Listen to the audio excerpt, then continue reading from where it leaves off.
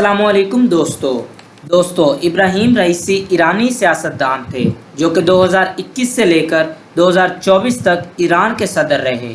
वो 2021 के इलेक्शन में ईरान के 8वें सदर मुंतखब हुए।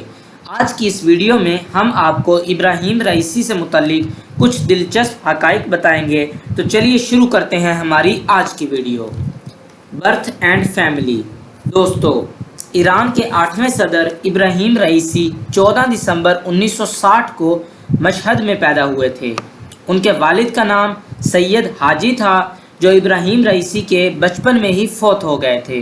उनका ताल्लुक़ एक सैयद घराने से था। एजुकेशन। दोस्तों, इब्राहिम रईसी ने अपनी प्राइमरी तालीम जवादापे स्कूल से हासिल की। उसके बाद उन्होंने होज़ा में तालीम हासिल करनी शुरू कर दी। 1975 में वो आयतुल्लाह स्कूल चले गए ताकि कौम सेमिनरी में तालीम हासिल कर सकें। उनके बारे में ये कहा जाता है कि उन्होंने प्राइवेट लॉ में मोटाहरी यूनिवर्सिटी से पीएचडी किया है।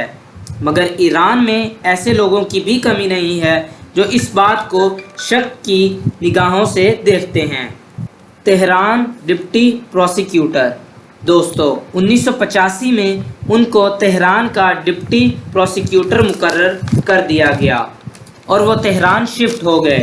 3 साल बाद 1988 में वो रूहुल्लाह खुमैनी की नज़रों में आ गए और ईरान के मुख्तलिफ सूबों में कानूनी मोहर का काम करने लगे। प्रेसिडेंसी। दोस्तों, 2021 में रईसी ने सदारती मुहिम चलाई और सदर बनने में कामयाब हो गए। उन्होंने कुल कॉस्ट होने वाले वोटरों में से तकरीबन 63% वोट हासिल किए। इन इलेक्शंस को ठीक तस्वुर नहीं किया जाता था क्योंकि इनमें काफ़ी सारे वोट काउंट ही नहीं किए गए थे।